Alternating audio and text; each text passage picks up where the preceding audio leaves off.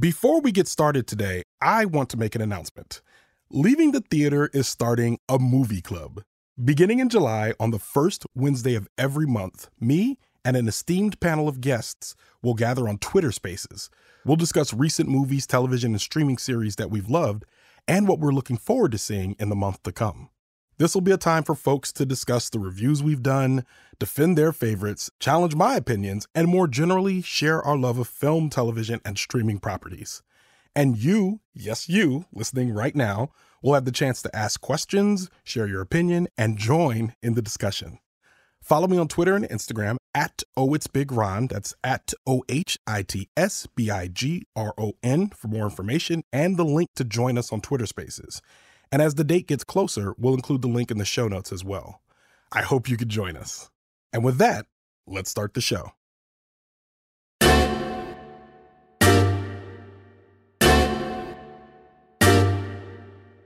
In the latest installment of the Jurassic series, the cast from the original movie Jurassic Park spliced their DNA with the cast from the Jurassic World series to create Jurassic World Dominion.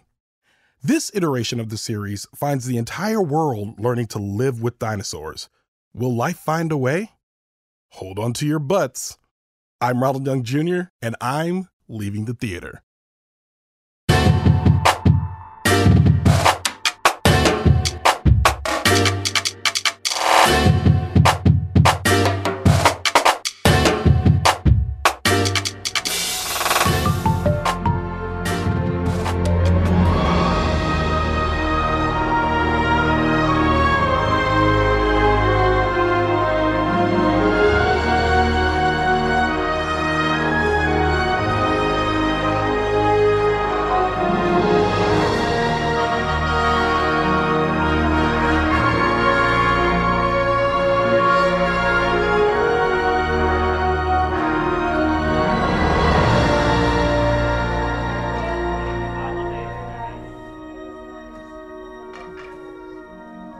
Check, check, check, check, check. All right, this is Ronald, and I am leaving the theater after seeing Jurassic World Dominion, and I'm here with Nichole. Hi. All right, so Jurassic World Dominion. Jurassic World Dominion. Written by Emily Carmichel and Colin Trevorrow, directed by Colin Trevorrow, starring Chris Pratt, Bryce Dallas Howard, Laura Dern, Jeff Goldblum, Sam Neill, DeWanda, Mamadou Athie, and B.D. Wong. All right. So, obviously, this is the third installment in the Jurassic World franchise. I am looking at Nichole's... World, yeah. I'm looking at Nichole's face. She is unamused. It's too cold. Okay. It's just windy. It's hot wind. No, it's cold. All right, we'll go inside and we'll wrap this up. Okay, so in this installment, when we left off at Jurassic World Fallen Kingdom, we realized that the dinosaurs were now spreading across the planet like a virus, and we were going to have to learn how to live with the dinosaurs, and the previews led us to believe that we were going to have to watch these dinosaurs and humans contend with said dinosaurs over the course of the entire movie. Well, that was a lie. Yeah, what do you think of it? I don't know what I saw. What are your thoughts? Okay, so full disclosure, obviously this is my second time seeing the movie, okay, right. Which I really enjoy the premise of leaving the theater in the idea that I see it first, you get fresh opinions, but there's something to be said about seeing a movie twice, being uncertain of stuff, and then it being verified on your second watch, you know? And watching this a second time, I liked it less than the first time. So I already know what my star rating is going to be, probably. And I say that because I've started incorporating the idea of do I want to watch it again as a part of my star rating process. Oh, you're welcome. And I appreciate that. So, yeah, so that's where I am. And I'll talk more, but I really want to hear your opinions because you're fresh. You just saw it for the first time. So let's lean on you. What did you think? I didn't like it. Just like, that's the headline. Okay. My God. So I rewatched all of the Jurassic Parks Thank you. Preparation. I was so excited. Only the first one of each franchise is good, but that's okay.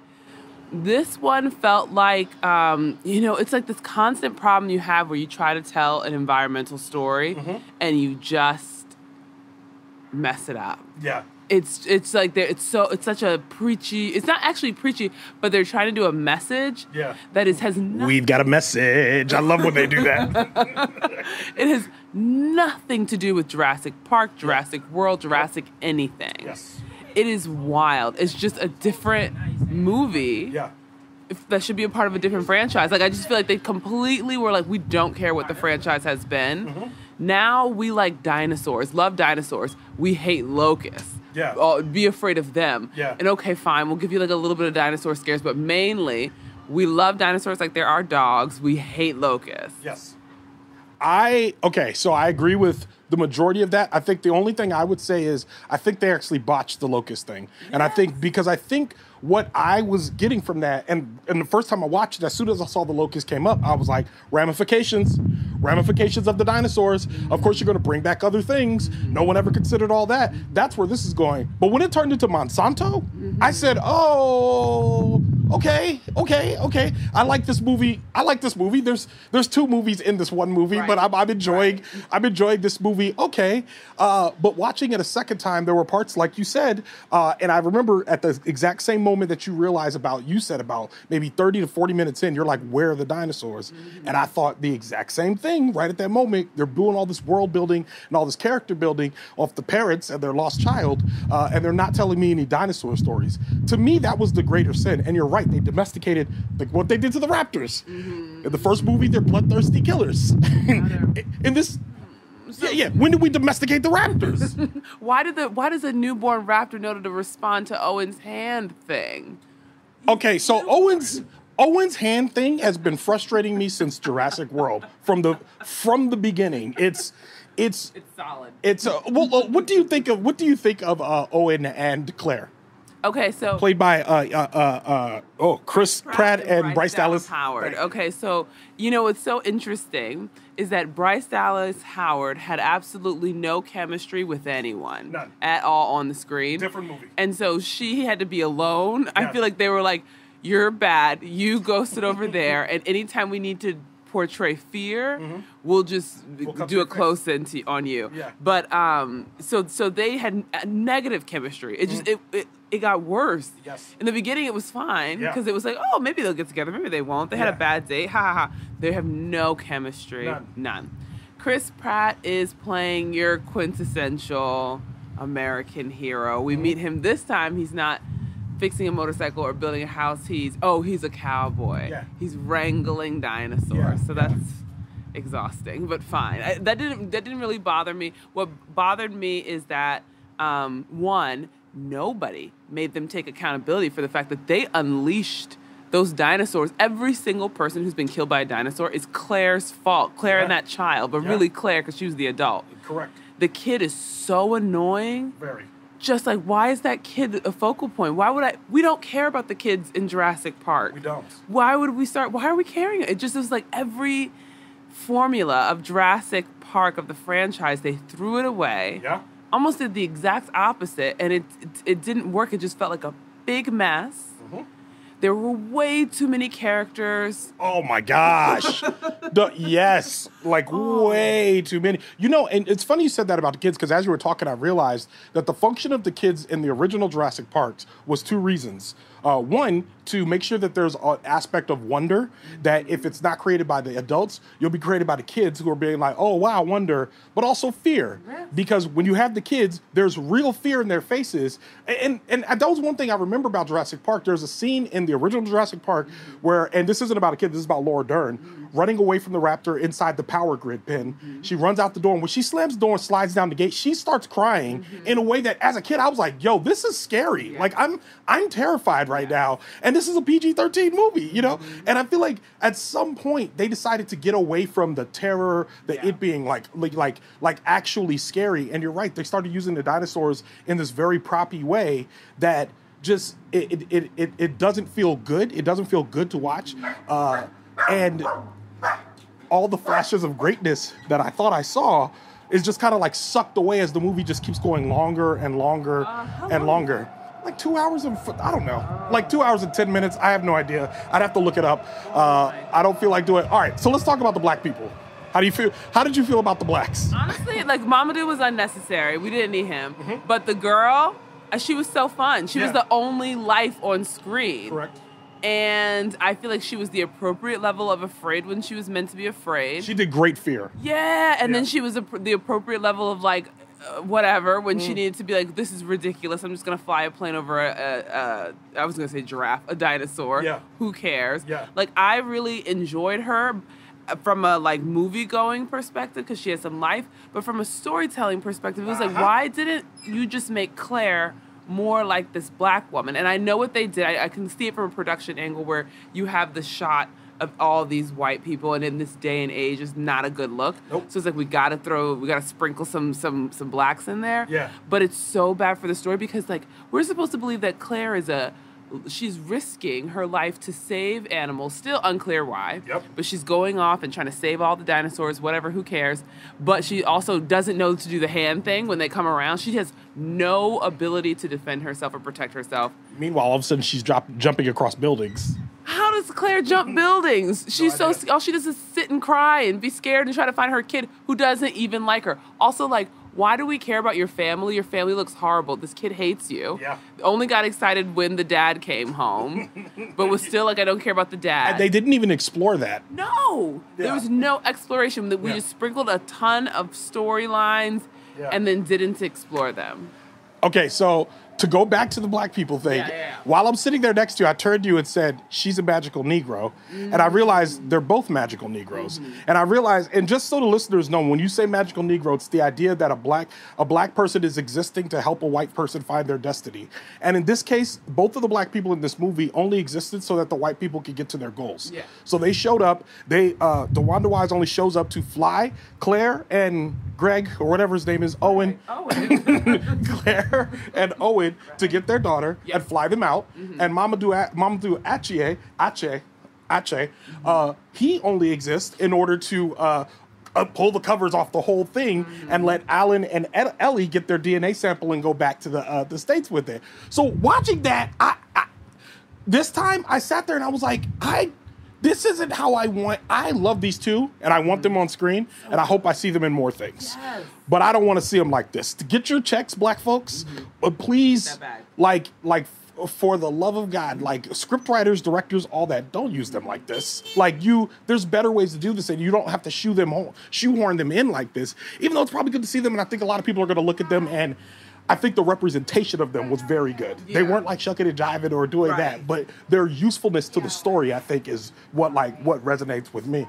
I was so excited to see. Like, she was just so cool. What's her name? DeWanda Wise. DeWanda Wise was so cool. The whole that's right. You're right. Yeah.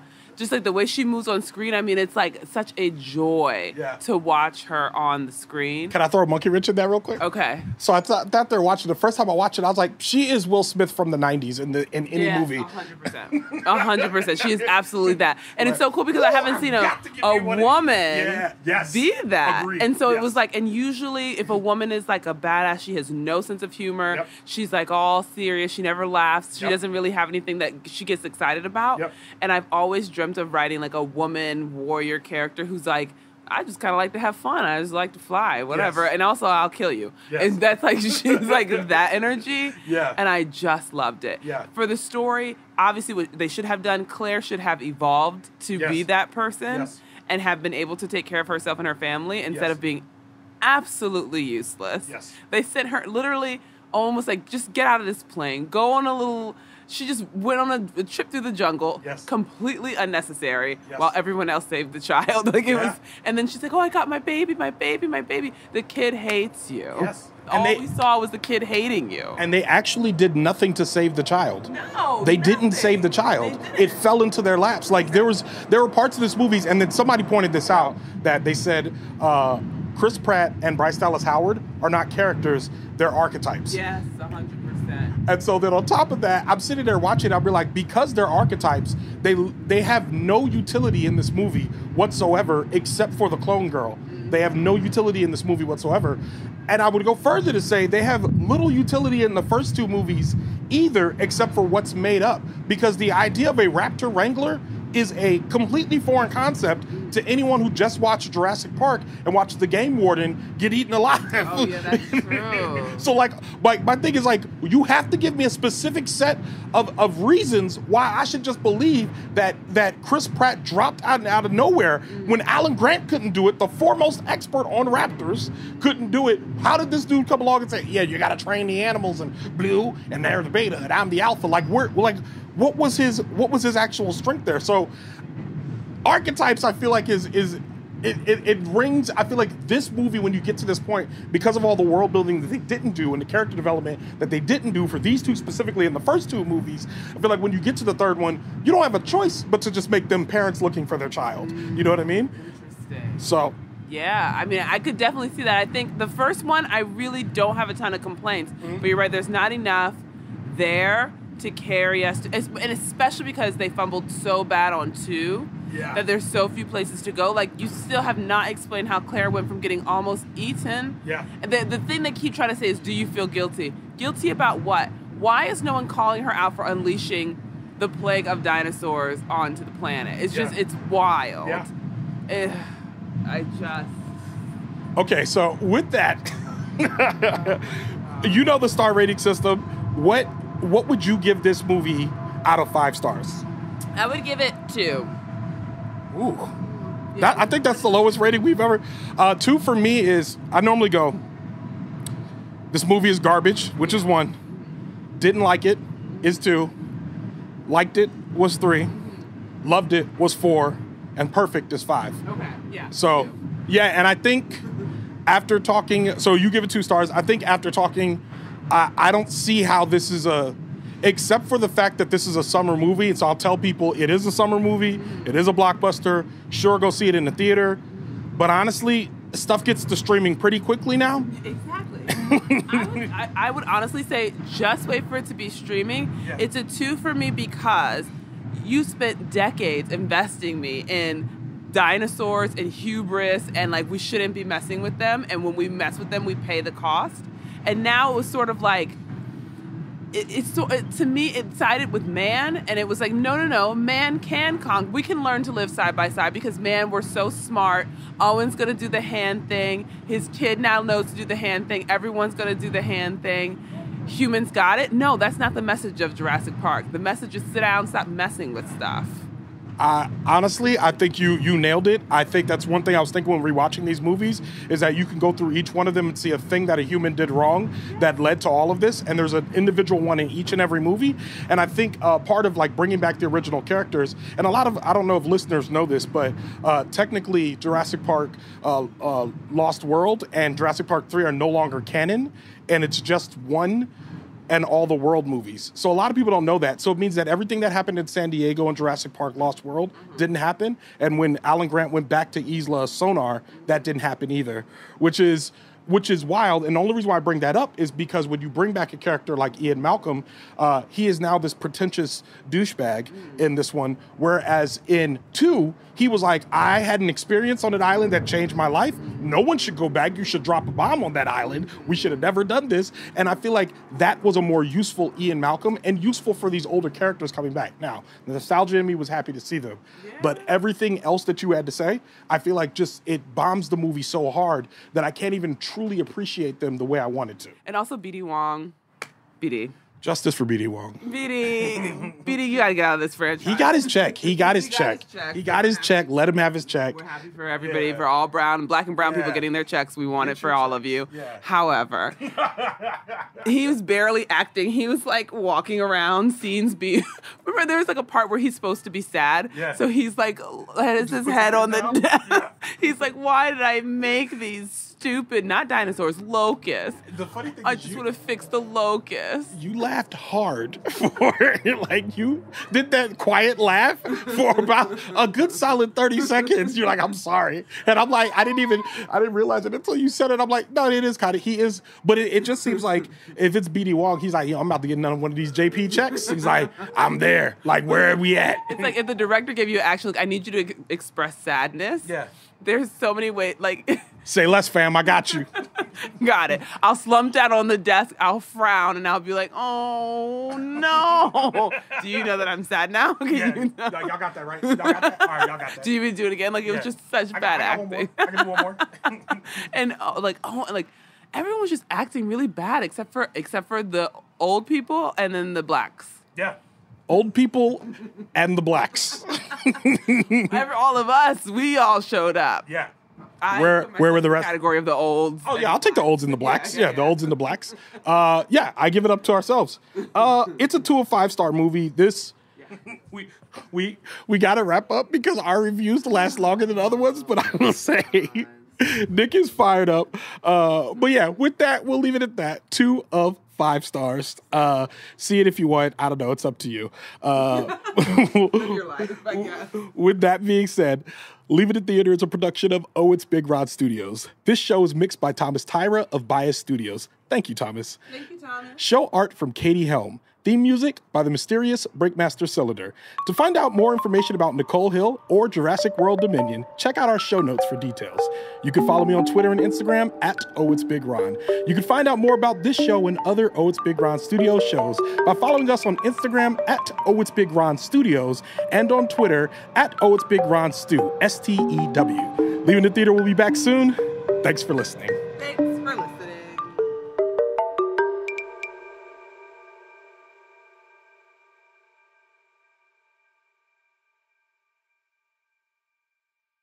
What, they got food? Oh, she got Domino's? Oh, hey.